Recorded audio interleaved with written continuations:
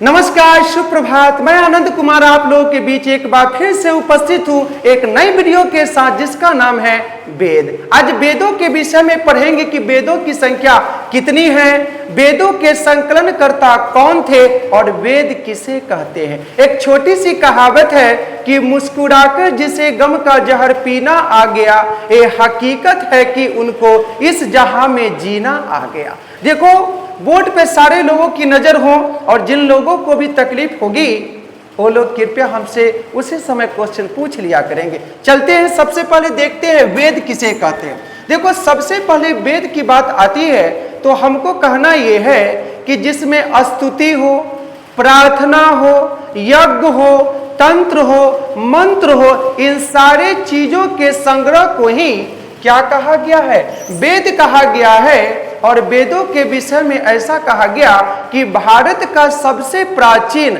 अगर कोई धर्म ग्रंथ है तो उसका नाम है हमारा क्या है? वेद। अब वेद जो हमारा है यह संस्कृत भाषा के विद धातु से बना है। कौन सा धातु है? विद धातु से बना है, जिसका अर्थ होता है हमारा ज्ञान। और ज्ञान को ही इंग्लिश में कहते हैं नॉलेज। क्या कहते हैं? नॉलेज। ये था हमारा किसके विषय में? वेद के विषय में। अब देखो, वेद को किसी और दूसरे नाम से भी संबोधित किया गया है जिसका नाम है अपौरुषे। लिख भी देता हूं, अपौरुष।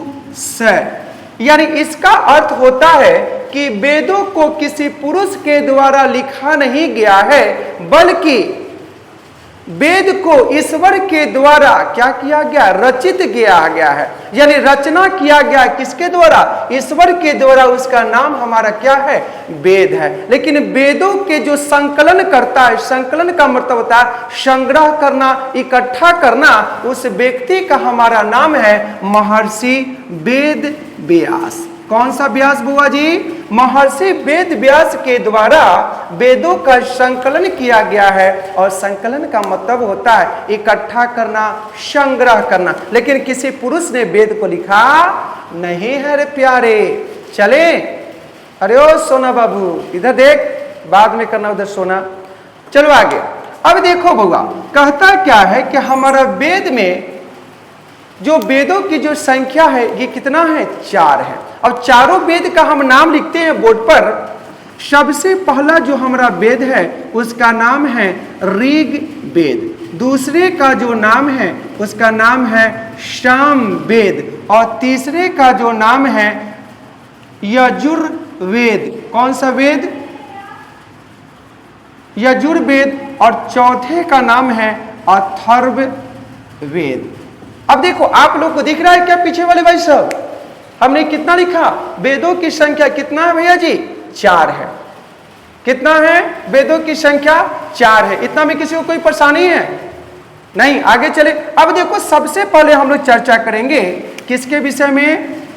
ऋग वेद के विषय में चर्चा करेंगे। तो सबसे पहले बात आती है कि सर ऋग वेद कहेंगे किसको? क्या क्वेश्चन पूछा जा सकता है ना कि आप लोग हिस्ट्री के विद्यार्थी हैं, परीक्षा में पूछेगा तो कोई आदमी आपसे पूछ दे कि आखिर ऋग वेद किसे कहते हैं? तो हमको स्पष्ट रूप में कहना है कि जिसमें देवी देवताओं के मंत्रों का संग्रह हो। किसका संग्रह हो? देवी देवताओं के मंत्रों का जिसमें संग्रह हो, उसी का नाम कहा गया है ऋग वेद। और ये वेदों में सबसे प्राचीन वेद है जिसका नाम है ऋग वेद। इतना में कोई दिक्कत? अब देखो, ऋग वेद के विषय में कहता है कि ऋग वेद जो है ये 1500 से लेकर 1000 BC। BC का मतलब होता है ईसा पूर्व। ईसा पूर्व कहने का मतलब होता है बिफोर क्राइस्ट। यानी ऋग वेद का रचना 1500 से लेकर के 1000 BC के बीच में हुआ था। अब सबसे पहले हम लोग चर्चा करेंगे ऋग वेद के विषय में, उसके बाद हम लोग पढ़ेंगे साम वेद, उसके बाद यजुर्वेद, उसके बाद पढ़ेंगे अथर्ववेद। एकदम एक लाइन से, सीरियल बाय सीरियल। इतना में किसी को कोई परेशानी है तो कोई आदमी पूछ सकता है, विदाउट एनी हेजिटेशन। आप लोगों का अधिकार है, पूछ सकते हैं।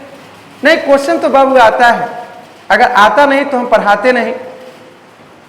मेहनत क्यों कर रहे हैं कि आप लोगों का रिजल्ट अच्छा से अच्छा है। देखो सफल वही होगा जो आज मेहनत करेगा, जो बहाना करेगा वह जीवन में कभी सफल नहीं होगा। ठीक ना, चलो आगे मिटा दे भैया जी पीछे वाले, चलो ठीक है मिटा दिया। अब देखो सबसे पहले बोर्ड पर हम लिखते हैं पहला का नंबर जिसका नाम है ऋग्वेद।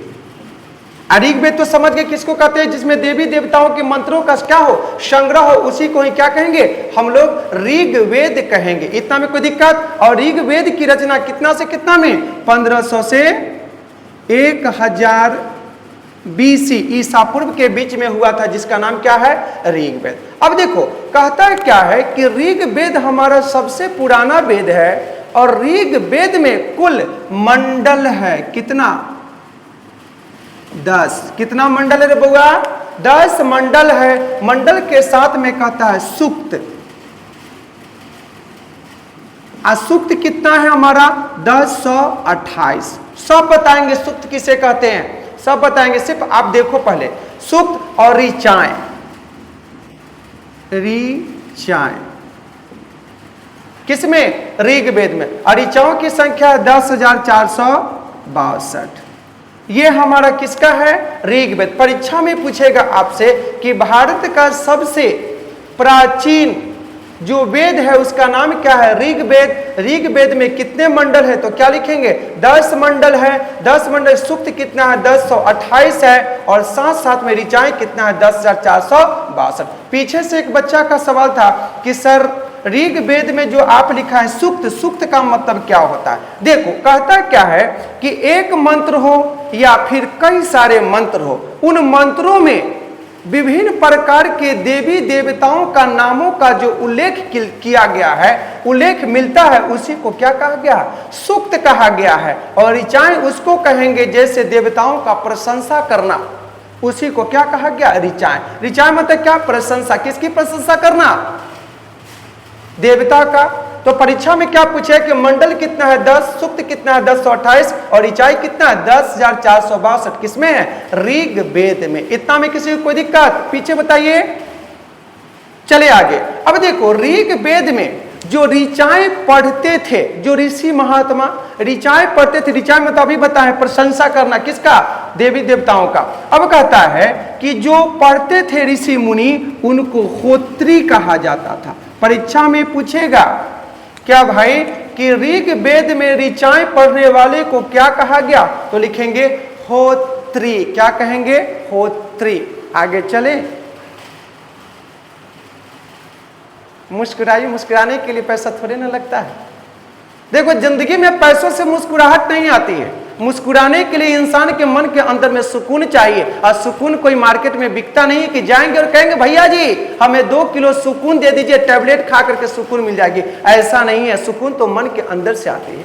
इसलिए कम सोचो अच्छा होगा, ज्यादा सोचोगे जीवन में ज्यादा परेशान रहोगे। चलो आगे।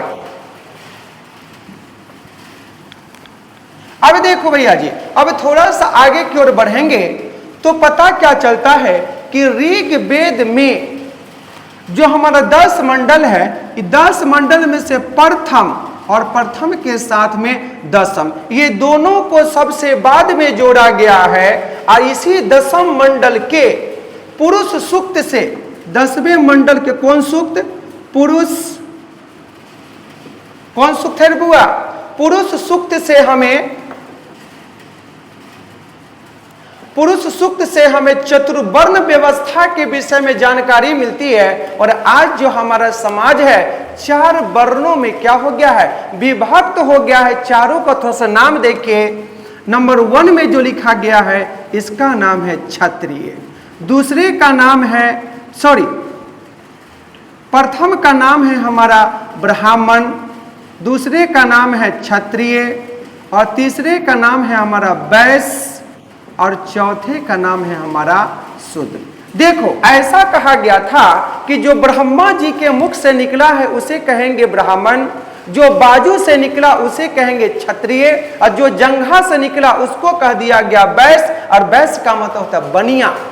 और शूद्र जो पैरों से निकला है ब्रह्मा जी के, उसको कह दिया गया शूद्र। और ये तीनों वर्णों का सेवा करने की जिम्मेदारी किसको दिया गया था? शूद्र को दिया गया था। और ये वर्ण जो व्यवस्था है, चतुर्वर्ण व्यवस्था, इसकी चर्चा किसमें? ऋग वेद के 10वें मंडल के पुरुष सूक्त में मिलता है। और परीक्षा में आपसे पूछेगा कि ऋग वेद के किस मंडल को सबसे बाद में जोड़ा गया था? तो प्रथम और दशम मंडल को सबसे बाद में जोड़ा गया था। और 10वें मंडल में किसकी चर्चा है? पुरुष सूक्त का। किसका?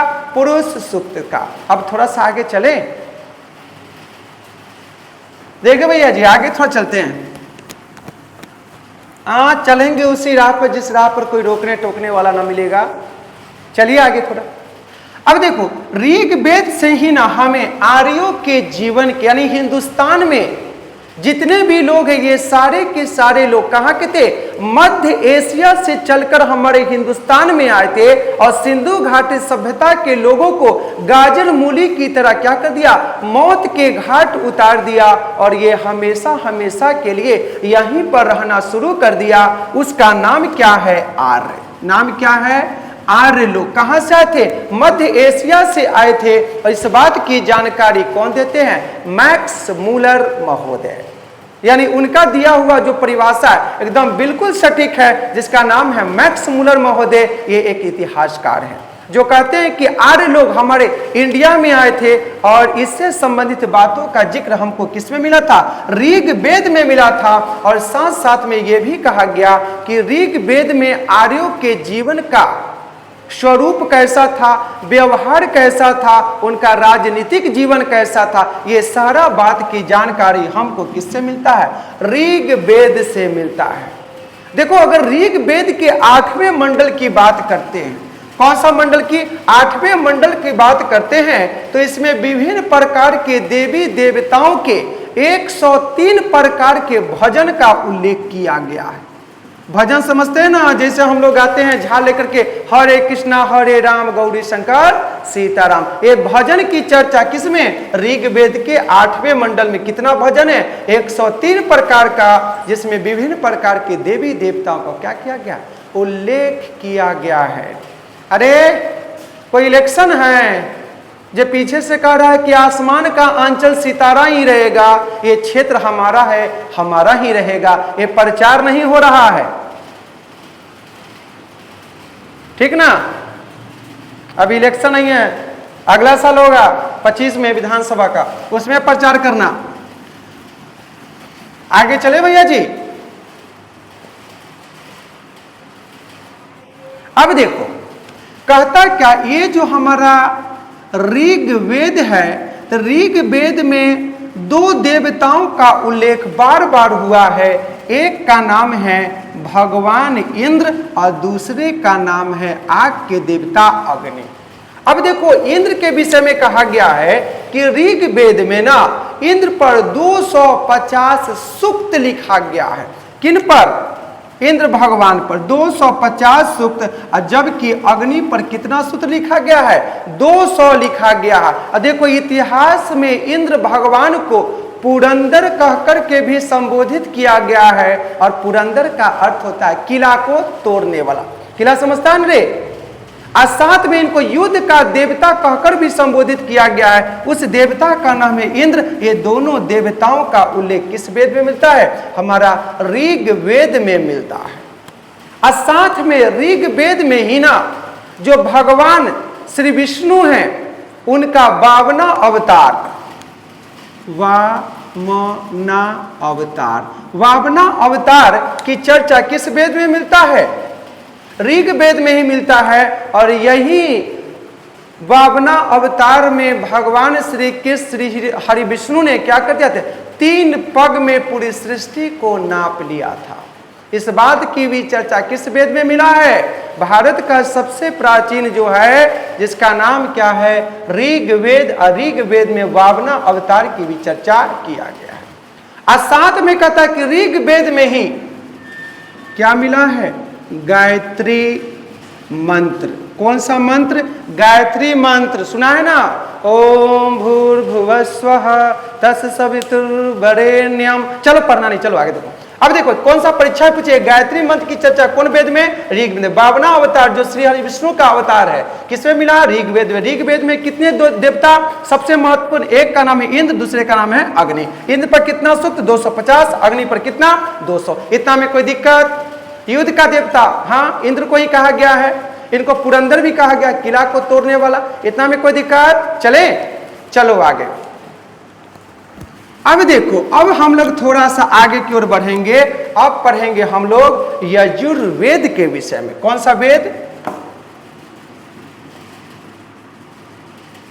यजुर्वेद के विषय में पढ़ेंगे। देखो यजुर्वेद के विषय का हम कहता है कि इसमें मुख्य रूप से, यजुर्वेद में मुख्य रूप से यज्ञ से संबंधित बातों का क्या किया गया? चर्चा, परिचर्चा किया गया है। उस वेद का नाम है हमारा यजुर्वेद। साथ में कहता है कि इसमें विभिन्न प्रकार के कर्म कांड की प्रधानता का भी चर्चा है। किस वेद में? यजुर्वेद में, जिसमें यज्ञ से संबंधित बातों का क्या किया गया है? चर्चा किया गया है। और साथ में कहता है कि यजुर्वेद में मंत्रों के उच्चारण करने वाले को अर्धवायु कहा गया था। लिख देते हैं, क्या कहा गया था? अर्धवायु कह करके संबोधित किया गया था। कौन सा वेद है? यजुर्वेद है। और उसके बाद तीसरा नंबर का जो वेद है भैया जी, उसका नाम है हमारा सामवेद। यानी भारतीय संगीतों का सार किसको कहा गया था? सामवेद को। और सामवेद में हमारा किसकी चर्चा है? गान का, गाना मतलब सॉन्ग का, गीत का चर्चा है। उस वेद का नाम क्या है हमारा? सामवेद। अब देखो सामवेद में ऋचाएं बताए थे ना, ऋचाएं किसे कहते हैं? जिसमें देवताओं का क्या है? प्रशंसा की बात की गई हो। इसी ऋचाएं की संख्या हमारा कर दिया गया कितना? 1549। 1549 ऋचाएं हैं किस वेद में? हमारा सामवेद में। और साथ साथ में कहता है कि इसमें देवता का भी उल्लेख मिलता है, जिसका नाम है सविता या सूर्य। नाम क्या है? सविता। सामवेद में देवता का उल्लेख है, नाम क्या है? सूर्य। और सूर्य के साथ साथ में कह दिया गया है सविता। कविता नहीं रे फुल महेंद्रा, सविता। किस वेद में? सामवेद में। अब देखो साथ में कहता कि सामवेद जो हमारा है, कौन सा वेद? तीसरा नंबर का वेद है। इसमें मंत्र के उच्चारण करने वालों को क्या कहा गया था? उद्गाता कहा गया था। उद्गाता कथी कहा गया था? उद्गाता कहा गया था। और भारतीय संगीत का जनक भी किसको कहा गया था? सामवेद को ही कहा गया था। इतना में कोई किसी को परेशानी नहीं? सबसे बड़का तो ऋग्वेद है, सबसे प्राचीन वेद है। जितना लिखा है उतना ही सफिशिएंट बाबू। ज्यादा ऐसा नहीं कि ज्यादा पढ़ लिख लोगे तो ज्यादा तेज कहा जाओगे। पढ़ो उतना ही जितना संभाल करके रख सको। चलें आगे।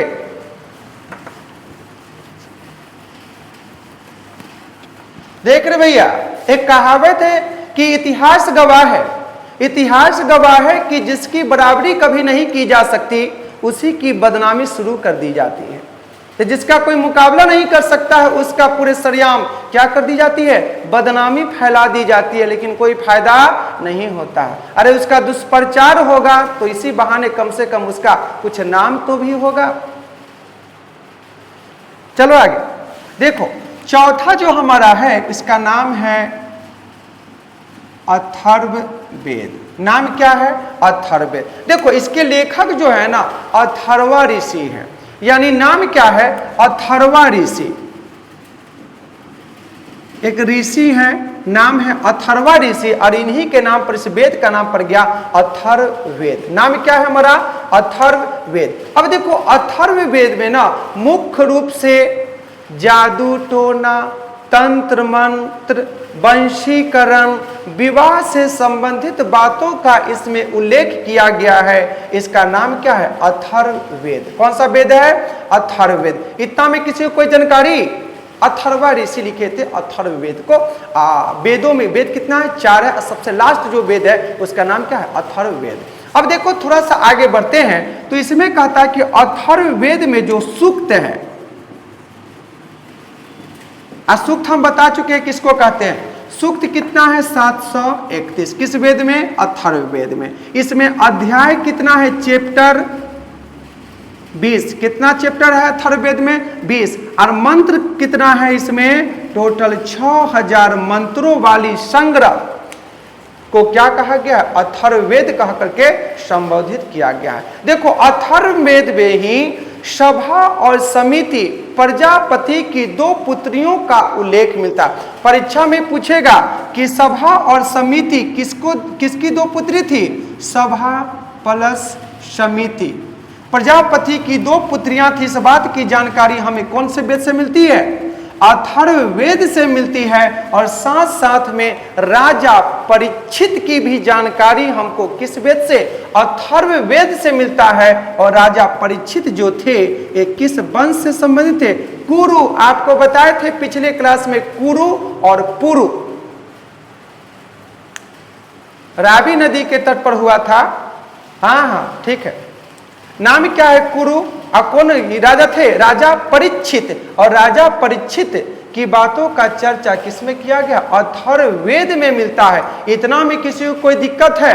अच्छा पीछे से क्वेश्चन पूछा जा रहा है कि सर इतना बताएं तो थोड़ा सा वेदांग के विषय में भी बता दीजिए। ठीक है समझ लो। देखो बउआ ये है वेद, आई है वेदांग। यानी वेदों को समझने के लिए वेदांग की रचना किया गया था। किसका? वेदांग की रचना किया गया था। और वेदांग की कुल जो संख्या है कितना है? 6 है। नाम है शिक्षा, कल्प, छंद, व्याकरण, ज्योतिष और निरूपण। अच्छा लिखना है, लिख देते हैं, तुम्हारा मन है। नंबर 1 में है शिक्षा, दूसरा का नाम है कल्प, तीसरा का नाम है छंद, चौथा का नाम है व्याकरण, पांचवा का नाम है ज्योतिष, छठा का नाम है निरूपद। शिक्षा, कल्प, छंद, व्याकरण, ज्योतिष, निरूपद। एगो छूटा नहीं, फिर से देखते हैं। शिक्षा, कल्प, छंद, शिक्षा, कल्प, छंद, व्याकरण, ज्योतिष और निरूपद। शिक्षा, कल्प, छंद, व्याकरण, ज्योतिष और निरूपद। कै गो हो गया? 6 गो हो गया। 1 2 3 3 6 हो गया। ये है हमारा वेद। परीक्षा नहीं कोई पूछेगा आपसे तो बता सकते हैं कि वेदों को समझने के लिए वेदांग की रचना की गई थी। और वेदांग की कुल संख्या कितना है? 6 है, जो आपके बोर्ड पर लिखा हुआ है। अभी हम लोग पढ़े थे भारत का सबसे प्राचीन धर्म ग्रंथ है, उसका नाम क्या था? हमारा वेद है। और ये भी पढ़े कि वेद किसे कहते हैं? जिसमें स्तुति हो, प्रार्थना हो, प्रार्थना के साथ में तंत्र मंत्र हो, यज्ञ हो, इन सारे बातों का जिसमें संग्रह हो, उसी को हमने क्या कह दिया था? वेद कह दिया था। और वेदों की संख्या मुख्य रूप से कितना है? 4 है, जिसका नाम था ऋग्वेद, सामवेद, यजुर्वेद और अथर्ववेद। इतना में किसी को कोई परेशानी है तो बोलो।